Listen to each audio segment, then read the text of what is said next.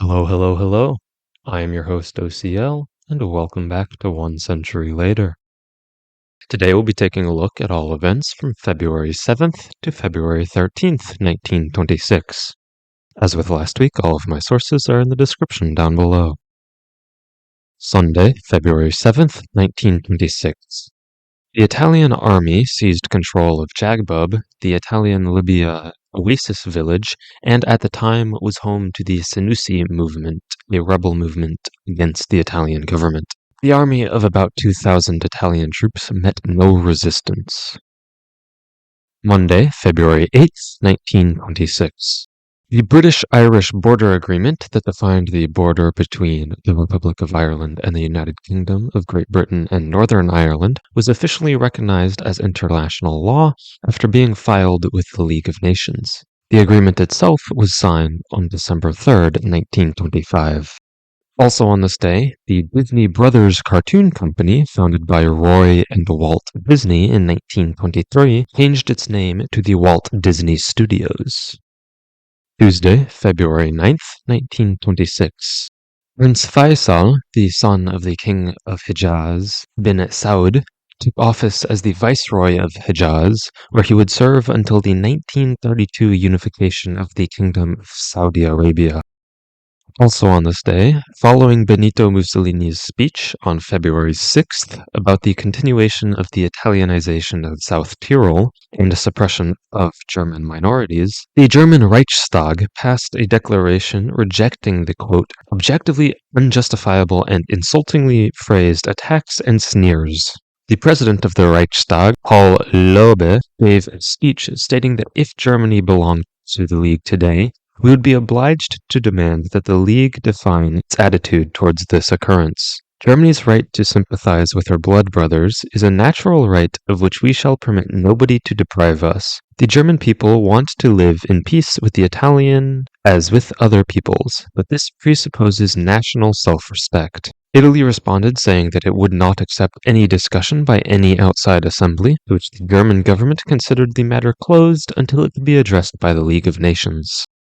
Also on this day, after 18 days of rain in London, the River Lea flooded with water rising 8 feet from the river's nominal height.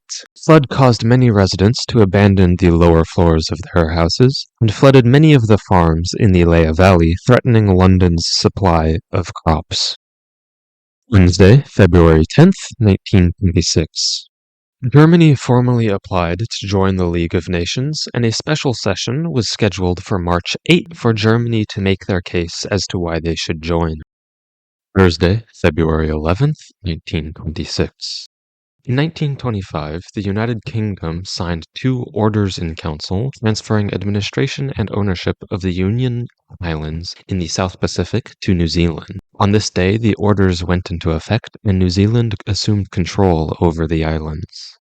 Also on this day, the Alianza Republicana political party was formed in Spain through the merger of 4 political parties, the Partido Republicano Radical, the Partido Republicano Federal, the Grupo de Acción Republicana, and the Partit Republicà Català, in opposition of the dictatorship of Primo de Rivera.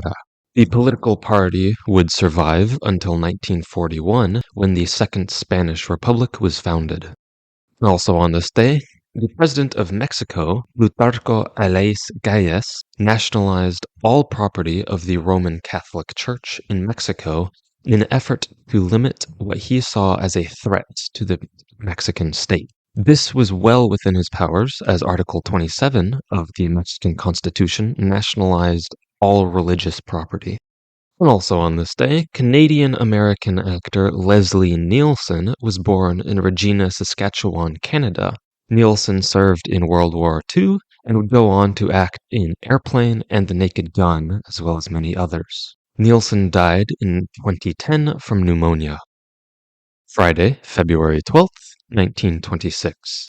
Ireland's Minister of Justice, Kevin O'Higgins, created and appointed members to the Committee on Evil Literature to record and censor printed materials that the Roman Catholic Church considered to be too obscene.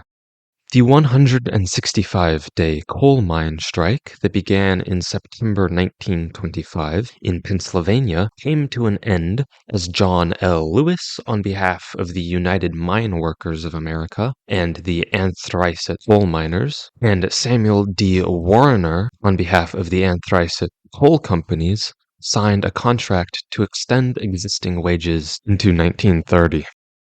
Saturday, February 13th, 1926.